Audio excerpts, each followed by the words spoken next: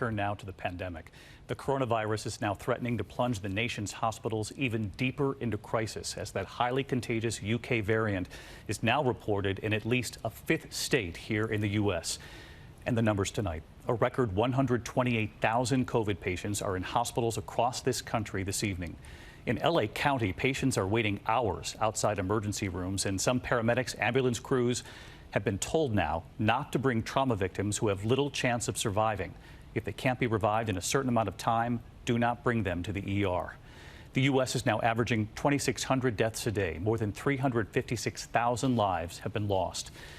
And a number of hurdles remain in the vaccine rollout across this country. Seniors, this image today lining up in Palm Beach, Florida.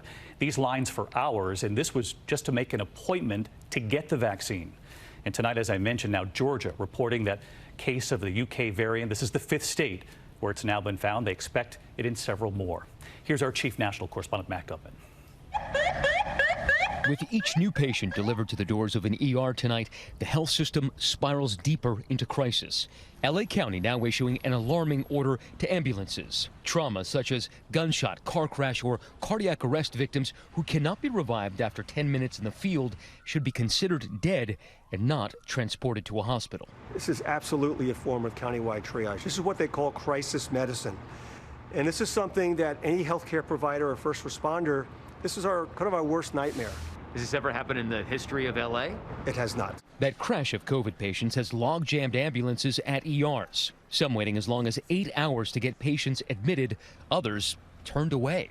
I've never heard of emergency departments literally refusing to accept ambulance patients, saying, we have no more room, go somewhere else. Tonight, a record 128,000 patients in hospitals with a 26% spike in the last month. Arizona with the highest rate of infections in the country, patients driving as far as 6 hours to find an open ICU bed. I consider myself lucky that they just have me on oxygen. Tonight, that vaccine rollout continues to sputter.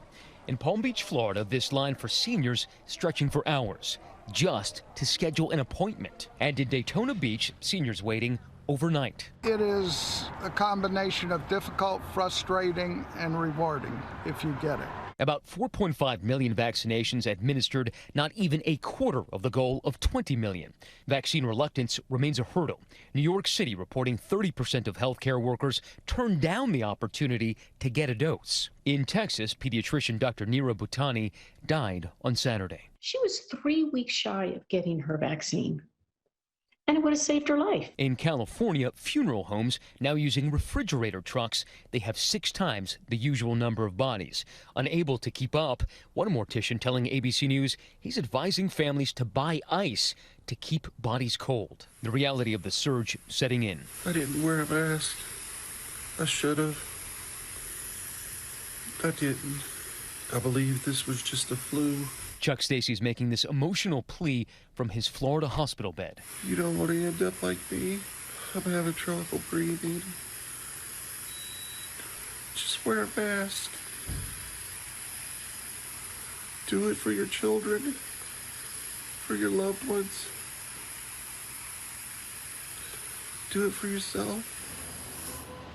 David, just to return to the vaccine for a moment, there was a proposal to split the Moderna vaccine in half, effectively doubling the doses. The FDA tapping the brakes on that, saying much more research needs to be done.